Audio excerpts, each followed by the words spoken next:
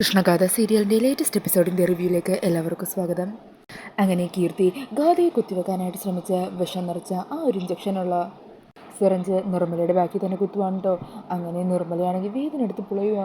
അയ്യോ അമ്മേ, ഉദയേട്ട ഓടി വരണേ, ഞാനിപ്പോൾ ചാകുവേ, എന്നെ എത്രയും പെട്ടെന്ന് ഹോസ്പിറ്റലിൽ കൊണ്ടുപോകണേ എന്നൊക്കെ പറഞ്ഞ് നിർമ്മല അവിടെ ബഹളം വെച്ച് കരയുവാണ് കേട്ടോ. ഇത് കണ്ടിട്ട് മുത്തശ്ശി നന്ദനും നവീനും ഒക്കെ കാര്യം തിരക്കുക.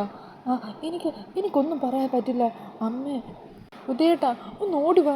ഈ സമയം ഉദയനും അങ്ങോട്ടേക്ക് ഓടിയെത്തുക. ഉദയനെ കാണുന്നതും നിർമ്മല ചെവി പറയണേ, ഉദയേട്ടാ ഇവള് ഗാഥയെ കുത്തിവെക്കേണ്ടതിന് പകരം എൻ്റെ കാലിൽ തന്നെയാണ് ആ വിഷം കുത്തിവെച്ചത്. അത് കേട്ട് ഉദയനും ഞെട്ടുവാണ്. അയ്യോ നിർമ്മല. ഈ സമയം നവീൻ ചോദിക്കുന്നുണ്ട്, എന്താ എന്താ അമ്മായിക്ക് പറ്റിയത്? ആ സമയം കീർത്തി പറയണേ, അത് പിന്നെ അച്ഛൻ എന്തോ ഒരു ഫുഡ് കഴിച്ച് വയറുവേദന എടുത്തിരിക്കുമായിരുന്നല്ലോ, അതേ ഭക്ഷണം തന്നെ അമ്മയും കഴിച്ചിട്ടുണ്ടായിരുന്നു, അമ്മക്കും വയ്യാതായി, എത്ര പെട്ടെന്ന് ഹോസ്പിറ്റലിൽ കൊണ്ടുപോകണം. അന്നേരം നവീൻ മാണിക്കുഞ്ഞിനോട് പറയണേ, മാണിക്കുഞ്ഞ് താൻ വേഗം പോയി കാറെടുക്കും. അന്നേരം സുമിത്ര പറയുന്നുണ്ട്, ഫുഡ് ഇൻഫെക്ഷൻ വല്ലതായിരിക്കും, എന്താണെങ്കിലും ഒന്ന് ഹോസ്പിറ്റലിൽ കാണിക്കുന്നത് നല്ലതാ. അതേക്കൊന്ന് നിർമ്മല പറയണേ, കാണിക്കുന്നത് നല്ലതാണെന്നല്ല, കാണിച്ചേ പറ്റൂ ഉദയേട്ട, എന്നെ വേഗം കൊണ്ടുപോ. അയ്യോ എൻ്റെ നിർമ്മല എന്നും പറഞ്ഞു ഉദയൻ നിർമ്മലയെ കൈകളിൽ കോരിയെടുത്ത് അവിടെ നിന്നും പുറത്തേക്ക് ഇറങ്ങുവാണ്. അങ്ങനെ കാറിലേക്ക് നിർമ്മലയെ കയറ്റുവാണ്ടോ. ഈ സമയം മാണിക്കുഞ്ഞും കാറിലേക്ക് കയറാൻ തുടങ്ങുമായിരിക്കും. അന്നേരം മാണിക്കുഞ്ഞിനെ ഉദയം തടയണേ, വേണ്ട എൻ്റെ നിർമ്മലയെ ഞാൻ ഹോസ്പിറ്റലിലേക്ക് കൊണ്ടുപോയിക്കോളാം. അത് കേൾക്കുന്ന നവീൻ പറയണേ, അതെന്താ മാണിക്കുഞ്ഞ് കൂടെ വന്ന കുഴപ്പം? മാണിക്കുഞ്ഞും കൂടി വരുന്നത് നല്ലതല്ലേ, അവിടുത്തെ കാര്യങ്ങളൊക്കെ ഇയാൾ നോക്കിക്കോളും. അന്നേരം ഉദയം പറയണേ, അതെന്തിനാ, എൻ്റെ ഭാര്യയുടെ കാര്യങ്ങൾ നോക്കാൻ എനിക്കറിയാം, അങ്ങോട്ട് മാറി നിൽക്കുക എന്നും പറഞ്ഞ് ഉദയം വേഗം തന്നെ കാറെടുത്ത് കീർത്തിയോടൊപ്പം നിർമ്മലയും കുട്ടി ഹോസ്പിറ്റലിലേക്ക് പുറപ്പെടുവാണ്. ഈ സമയം മാണിക്കുഞ്ഞിനാണെങ്കിൽ ഒന്നും മനസ്സിലാവുന്നില്ല. മാണിക്കുഞ്ഞ് ചോദിക്കണേ, അതെന്താ നവീൻ സാറേ, ഞാൻ അവരുടെ ഒപ്പം പോയാൽ എന്താ കുഴപ്പം? എന്തേലും ആവട്ടെ, എന്താണെങ്കിലും നമുക്ക് കുറച്ച് കഴിയുമ്പോൾ അവരെ വിളിച്ച കാര്യങ്ങൾ അന്വേഷിക്കാം, താൻ വാ. ഇതേ സമയം ഇതെല്ലാം കണ്ട് പാമ്പാട്ടിയും അവിടെ മറഞ്ഞു നിൽക്കുന്നുണ്ടാവും. അങ്ങനെ അതൊക്കെ കണ്ട അയാൾ പറയുമോ, ഈശ്വര, എന്നെ കൊണ്ടുവന്ന് സാറ് ഇവിടെ നിന്നും പോയല്ലോ, എൻ്റെ പാമ്പ്, അതിനെനിക്ക് നഷ്ടമാകുമോ? എന്താണെങ്കിലും ആ സാറ് വരുന്നത് വരെ വെയിറ്റ് ചെയ്യാം. അങ്ങനെ പറഞ്ഞ് അവിടെ തന്നെ കുറച്ചങ്ങ് മാറി മറഞ്ഞു നിൽക്കുവാണ്ടോ ആ പാമ്പ് പിടിക്കുന്ന ആൾ. പിന്നീട് കാണിക്കുന്നത് റൂമിൽ സങ്കടപ്പെട്ട് കിടന്നുറങ്ങുന്ന കൃഷ്ണേനെയാണ് കേട്ടോ. കൃഷ്ണയുടെ മനസ്സിലേക്ക് നവീൻ കൃഷ്ണയുടെ കഴുത്തിൽ താലി കെട്ടിയ കാര്യവും പിന്നീട് നവീൻ തന്നെ പരിചരിച്ചതും നവീൻ്റെ ഒപ്പമുള്ള ഓരോ നല്ല നല്ല നിമിഷങ്ങളൊക്കെ ഇങ്ങനെ ഓർമ്മയിലേക്ക് വരുവാണ്.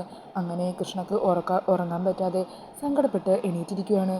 എന്താ ഭഗവാനെ, എന്താ ഈ കാര്യങ്ങളൊന്നും എൻ്റെ മനസ്സിൽ നിന്ന് മാഞ്ഞു പോകാത്തത്? എത്രയൊക്കെ ശ്രമിച്ചിട്ടും എന്തിനാ ഈ കാര്യങ്ങൾ തന്നെ ഞാൻ വീണ്ടും ഓർക്കുന്നത്? എനിക്കിതൊന്നും ഒരിക്കലും മറക്കാൻ പറ്റില്ലേ എന്നും പറഞ്ഞാൽ സങ്കടപ്പെട്ടിരിക്കുവാണ്ടോ കൃഷ്ണ. ഈ സമയം കൃഷ്ണ ഇങ്ങനെ ഒറ്റയ്ക്കിരുന്ന് പറയുന്നതൊക്കെ കേട്ട് സങ്കടത്തോടെ തങ്കോർ റൂമിലേക്ക് വരുന്നുണ്ട്. അങ്ങനെ തങ്കത്തെ കാണുന്നതും കൃഷ്ണ സങ്കടത്തോടെ പറയണേ, അമ്മേ, എനിക്കൊരിക്കലും നവീൻ എൻ്റെ മനസ്സിൽ നിന്ന് മായ്ച്ചു കളയാൻ പറ്റില്ലേ? അതിന് ഞാൻ എത്രയൊക്കെ ശ്രമിക്കുന്നു, എന്നാൽ എന്നെക്കൊണ്ടതിന് പറ്റുന്നില്ലല്ലോ. വീണ്ടും വീണ്ടും നവീനെ കുറിച്ചുള്ള ചിന്തകളാണ് എൻ്റെ മനസ്സിലേക്ക് വരുന്നത്. അത് കേൾക്കുമ്പോൾ തങ്കം പറയണേ, മോളെ, നവീൻ കെട്ടിയ ഈ താലി നിനക്കൊരിക്കലും നിൻ്റെ കഴുത്തിൽ നിന്ന് പൊട്ടിച്ച് കളയാനായിട്ട് പറ്റില്ലല്ലോ. അപ്പോൾ പിന്നെ എങ്ങനെയാണ് ആ താലി കെട്ടിയ ആളെ നിൻ്റെ മനസ്സിൽ നിന്ന് നിനക്ക് പിഴുതെടുത്ത് കളയാൻ പറ്റുന്നത്? പക്ഷെ സാവകാശം നീ അത് ചെയ്തേ പറ്റുള്ളൂ, അതല്ലാതെ നമ്മുടെ മുമ്പിൽ വേറെ മാർഗ്ഗമില്ലല്ലോ. പണ്ട് നീ കുട്ടിയായിരിക്കുമ്പോൾ മറ്റു കുട്ടികൾ ഓരോ കളിപ്പാട്ടങ്ങളും പുത്തൻ ഡ്രസ്സൊക്കെ ഇട്ട് ഓരോ ആഗ്രഹങ്ങളുമായിട്ട് നടക്കുമ്പോൾ എൻ്റെ മോൾക്ക് ഒരാഗ്രഹവും ഇല്ലായിരുന്നു. എൻ്റെ അമ്മേനെ ബുദ്ധിമുട്ടിപ്പിക്കരുതെന്നൊരു ചിന്ത മാത്രമേ നിൻ്റെ മനസ്സിലുണ്ടായിരുന്നുള്ളൂ. അങ്ങനെയുള്ള നീ നിൻ്റെ പല ആഗ്രഹങ്ങളും ത്യജിച്ചു.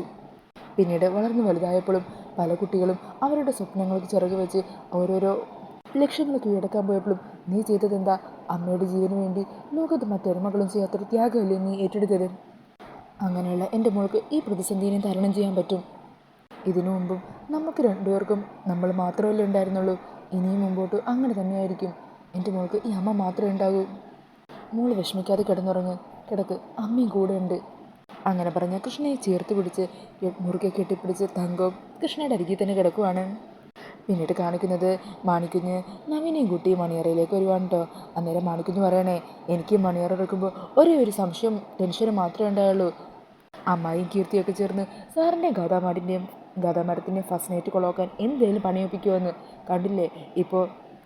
അങ്ങനെയുള്ള ഓരോ ദുഷ്ടചിന്തയുമായിട്ട് നടന്നിരുന്ന അമ്മായിയുടെ അവസ്ഥ. അമ്മായി വയറുവേദന എടുത്ത് ഹോസ്പിറ്റലിലേക്കായില്ലേ, അതോടെ കൂടെയുള്ള രണ്ടുപേരും കൂടി ഹോസ്പിറ്റലിൽ പോയല്ലോ. ഇനിയിപ്പോൾ സാറിനും ഗതാമേടത്തിനും ആരെയും പേടിക്കേണ്ട, ആരുടെ ശല്യം ഉണ്ടാവില്ല. സാറ് നല്ലപോലെ ഭഗവാനെ വിളിച്ചിട്ടുണ്ടെന്ന് തോന്നുന്നു. അതിൻ്റെ റിസൾട്ടായി കാണുന്നതൊക്കെ താണെന്ന് പോടോ ചുമ്മാതെ. ഇതേ സമയം സുമിത്രയും ഗാഥയും കൂട്ടി അവിടെ എത്തുവാണ്. എന്നാൽ ശരി മോള് ചെല്ല്, നവീൻ അവിടുത്തെ കാത്തിരിക്കുന്നുണ്ട്. താങ്ക് യു അമ്മേ. അങ്ങനെ പറഞ്ഞ ഗാഥ റൂമിൻ്റെ അകത്തേക്ക് കയറുവാണ്. ഈ സമയം മാണിക്കുഞ്ഞും അവിടെ നിന്നും പുറത്തേക്ക് ഇറങ്ങി പോകുന്നുണ്ട് കേട്ടോ. അങ്ങനെ വാതിലൊക്കെ പൂട്ടിയിട്ട് നവീനും ഗാഥയും പരസ്പരം പ്രണയത്തോടെ നോക്കി നിൽക്കുവാണ്. ഈ സമയം നവീൻ ഗാഥയോട് പറയുന്നുണ്ട്, നമ്മളങ്ങനെ ഇന്നു മുതൽ നമ്മുടെ പുതിയ ജീവിതം ആരംഭിക്കാൻ പോകുവാണ് അല്ലേ? പുതിയ ജീവിതം ആരംഭിക്കുന്നതിന് മുമ്പ് ചെറിയൊരു ബ്രേക്ക് എടുത്തത് നന്നായി. അങ്ങനെ ഒരു ബ്രേക്ക് എടുത്തുകൊണ്ടല്ലേ നമ്മളിപ്പോൾ തുടങ്ങാൻ പോകുന്ന ജീവിതത്തിന് കൂടുതൽ മധുരമുള്ളത്. അങ്ങനെ നവീൻ്റെ സംസാരമൊക്കെ കേൾക്കുന്നതും ഗാഥ പറയണേ, ആഹാ നവീന് നല്ല മൂഡിലാണല്ലോ. പിന്നെ അല്ലാതെ എൻ്റെ മുമ്പിൽ ഇത്ര പ്രണയത്തോടെ എൻ്റെ പെണ്ണിങ്ങനെ നിൽക്കുമ്പോൾ ഞാൻ നല്ലപോലെ സംസാരിക്കണ്ടേ? ഇതറിഞ്ഞിരുന്നെങ്കിൽ ഞാനും കുറച്ച് ഇതുപോലുള്ള വാക്കുകളൊക്കെ പഠിച്ചു വെച്ചേനെ. സാരമില്ല, നാളെയും മറ്റന്നാളൊക്കെ എൻ്റെ ഭാഗത്തുനിന്നും ഇതുപോലുള്ള മനോഹരമായിട്ടുള്ള വാക്കുകൾ നവീനും കേൾക്കാം. അന്നേരം നവീൻ പറഞ്ഞേ, താൻ എപ്പോഴും എന്നോട് സംസാരിക്കാറുള്ള പോലെ സംസാരിച്ചാൽ മതി. തൻ്റെ നിഷ്കളങ്കമായ സംസാരം അതാ എനിക്ക് കേൾക്കാൻ കൂടുതലിഷ്ടം. അങ്ങനെ പറഞ്ഞ് ഗാഥ നവീനെ ചേർത്ത് പിടിക്കുന്നുണ്ട്. അങ്ങനെ പറഞ്ഞ് നവീൻ ഗാഥയെ തൻ്റെ അരികിലേക്ക് ചേർത്ത് നിർത്തുന്നുണ്ട്. എന്നിട്ട് ഗാഥയുടെ തൊള്ളിങ്ങനെ പിടിച്ച് അവിടെ കട്ടിലിരുത്തുവാണ് കേട്ടോ. രണ്ടുപേരും നാണത്തോടെ പരസ്പരം നോക്കി നിൽക്കുവാണ്. ഈ സമയം നവീൻ ഗാഥയുടെ കയ്യിൽ പിടിച്ച് കട്ടിലേക്ക് കിടക്കാൻ തുടങ്ങുമായിരിക്കും. പെട്ടെന്നാണ് കട്ടിലിൽ പത്തുടർത്തി നിൽക്കുന്ന ആ പാമ്പിനെ ഗാഥ കാണുന്നത്. പാമ്പിനെ കാണുന്നതും ഗാഥ അയ്യോ പാമ്പ് എന്നും പറഞ്ഞ് അലറി വിളിച്ച് താഴത്തേക്ക് വീണു പോകുവാണ് കേട്ടോ. ഈ സമയം നവീനും ആ പാമ്പിനെ കണ്ട് ആകെ അങ്ങ് പേടിച്ചു പോകുവാണ്. നവീൻ വേഗം തന്നെ വാതിൽ തുറന്നിട്ട് ഗാഥയുടെ അരികിലേക്ക് ഓടി ചെല്ലുക. ഈ സമയം ഗാഥയാണെങ്കിൽ സമനില തെറ്റിയ പോലെ പാമ്പ് പാമ്പ് എന്നും പറഞ്ഞ് അലറി വിളിച്ച് കരയുവാണ് കേട്ടോ. നവീൻ ഗാഥയെ ആശ്വസിപ്പിക്കാനായിട്ടൊക്കെ ശ്രമിക്കുന്നുണ്ട്. എന്നാൽ ഗാഥയാണെങ്കിൽ ആ പാമ്പിനെ കണ്ടതും ആകെ തകർന്ന കരിപ്പൊണ്ണോയുടെ പിച്ചും പേയും പറഞ്ഞിരിക്കുവാണ്. ഈ സമയം പാമ്പ് ആ ഡോറിൻ്റെ അവിടെ കൂടി പുറത്തേക്ക് പോകുന്നുണ്ട് കേട്ടോ. അങ്ങനെ നവീൻ അവിടെ നിന്നും എണീറ്റ് ഓടി ഹോളിലേക്ക് വരുവാണ്. ഈ സമയം ഹോളിൽ അച്ഛനും അമ്മയും മുത്തശ്ശിയും മാണിക്കുഞ്ഞും എല്ലാവരും ഉണ്ടാകും. നവീൻ അവരുടെ മുമ്പിലേക്ക് ഓടി വന്ന് പറയണേ, അച്ഛാ അമ്മേ, ഞങ്ങളവിടെ കിടക്കാൻ തുടങ്ങിയതും കട്ടിലൊരു പാമ്പിനെ കണ്ട് ഗാഥ ആകെ പേടിച്ചിരിക്കുവാണ്. ആ പാമ്പ് ഇപ്പതാ ഇങ്ങോട്ട് വന്നിരുന്നു. പുറത്തേക്ക് വന്ന കണ്ടതാ, പക്ഷേ പിന്നെ എങ്ങോട്ടാ പോയെന്നറിയില്ല. മോനെ, നീ എന്തായി പറയുന്നത്? പാമ്പിനെ കണ്ടെന്നോ എന്ന് പറഞ്ഞ് വിശ്വസിക്കാനാവാതെ നിൽക്കുവാണ് കേട്ടോ നന്ദഗോപൻ. ഇതറിയുന്നതും മുത്തശ്ശിയും സുമിത്രയും എല്ലാവരും അങ്ങ് ഞെട്ടലോട് കൂടി നിൽക്കുക. നന്ദൻ പറയണേ, സുമിത്രേ താൻ വേഗം മോളുടെ അടുത്തേക്ക് ചെല്ല്. അങ്ങനെ സുമിത്ര മുത്തശ്ശിയും ഗാഥയുടെ അരികിലേക്ക് ഓടി ചെല്ലുക. ഈ സമയം നന്ദനും നവീനും മാണിക്കും നോക്കി ആ പാമ്പിനെ അന്വേഷിക്കുന്നുണ്ട്. ഇതേ സമയം ഇതെല്ലാം അവിടെ മറിഞ്ഞു നിന്ന് കേൾക്കുമായിരിക്കോട്ടോ ആ പാമ്പ് പിടുത്തക്കാരൻ. അയാളാണെങ്കിൽ ആകെ പേടിച്ച് നിൽക്കുക. ഈശ്വര, അവൻ എൻ്റെ പാമ്പിനെ എന്തെങ്കിലും ചെയ്യുമോ? അങ്ങനെ പറഞ്ഞ് അയാൾ പതിയെ അകത്തേക്ക് കയറുവാണ്. ആരുടെ ശ്രദ്ധയപ്പെടാതെ അയാൾ ആ പാമ്പിനെ കണ്ടെത്തി കൂടയിലാക്കിയിട്ട് അവിടെ നിന്നും പോകുവാണ്. ഈ സമയം ഗാഥയാണെങ്കിൽ റൂമിൽ ബോധം പോയി കിടക്കുമായിരിക്കും. അങ്ങനെ സുമിത്ര ഗാഥയെ എണീപ്പിക്കാനൊക്കെ ശ്രമിക്കുന്നുണ്ട്. മോളെ കണ്ണു തുറക്കും, മോളെ അമ്മയെ വിളിക്കുന്നത്, കണ്ണു തുറക്ക്. ഇതെല്ലാം കണ്ട് മുത്തശ്ശിയുമാകെ സങ്കടപ്പെട്ട് കരഞ്ഞുകൊണ്ട് നിൽക്കുവാണ് കേട്ടോ. അങ്ങനെ നവീനും മാണിക്കുഞ്ഞൊക്കെ വീട്ടിലെല്ലായിടത്തും നോക്കിയിട്ടും പാമ്പിനെ കാണുന്നില്ല. നന്ദൻ പറയണേ, എന്താണെങ്കിലും ഫ്രണ്ടിലെ ഡോർ തുറന്നിട്ടേക്കാം, ഇനി അതുവഴി എങ്ങാനും പോകുവാണെങ്കിൽ പൊക്കോട്ടെ. അങ്ങനെ അവർ തിരിച്ച് റൂമിലേക്ക് എത്തുവാണ്.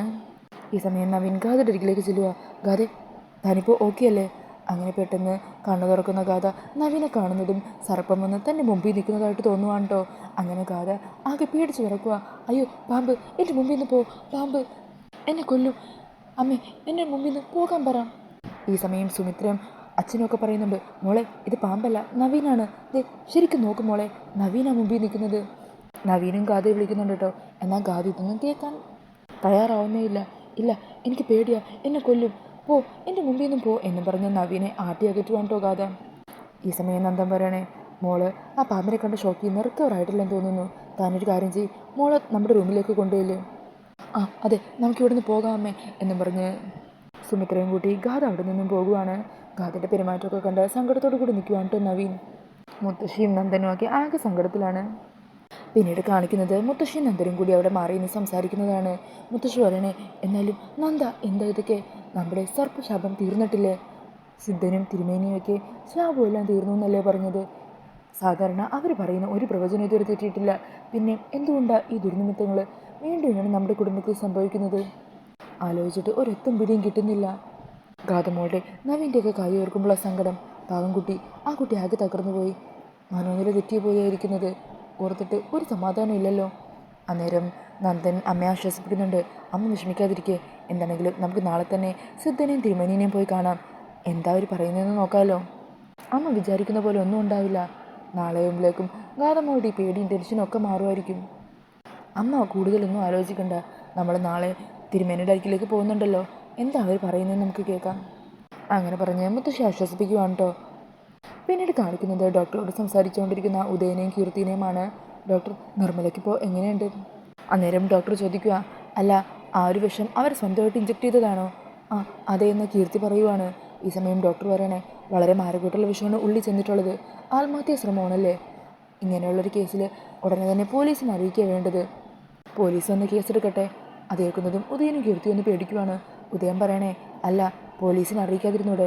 ഞങ്ങളുടേത് ഒരു വലിയ കുടുംബമാണ്. ഈ കാര്യമൊക്കെ പുറത്തറിഞ്ഞാൽ അത് ഞങ്ങൾക്ക് നാണക്കേടാവും. അന്നേരം ഡോക്ടർ പറയുന്നുണ്ട്, എല്ലാവരും ഈ ഒരു അവസ്ഥയിൽ ഇങ്ങനെയൊക്കെ തന്നെ പറയുന്നത്. ഞങ്ങൾക്ക് ഞങ്ങളുടെ രീതികൾ ഫോളോ ചെയ്തല്ലേ പറ്റൂ. എന്നാണെങ്കിലും അവർ കണ്ണു തുറക്കട്ടെ. അതിനുശേഷം എന്താ ചെയ്യേണ്ടതെന്ന് തീരുമാനിക്കാം. ക്രിട്ടിക്കൽ കണ്ടീഷനല്ല ഇപ്പോഴും അവർ. അത് തരണം ചെയ്താൽ മാത്രമേ എന്തെങ്കിലും നമുക്ക് പറയാൻ പറ്റൂ.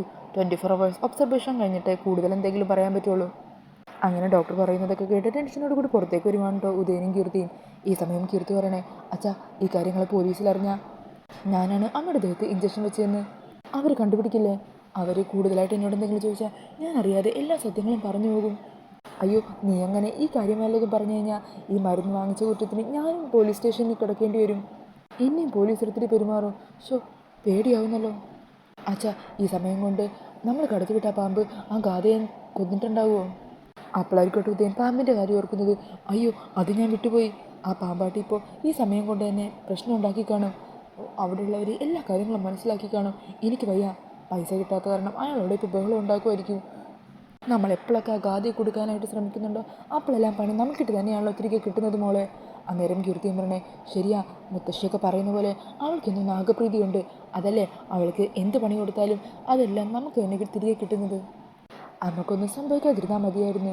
ഭഗവാനെ എൻ്റെ നിർമ്മലക്കൊന്നും സംഭവിക്കല്ലേ എന്നും പറഞ്ഞ പ്രാർത്ഥനയോട് നിൽക്കുവാണ് ഉദയനും. പിന്നീട് കാണിക്കുന്നത് മണിയറയ്ക്ക് വേണ്ടി അലങ്കരിച്ചിരിക്കുന്ന ആ കട്ടിലിൽ ഒറ്റയ്ക്ക് കിടക്കുന്ന നവീനെയാണ്.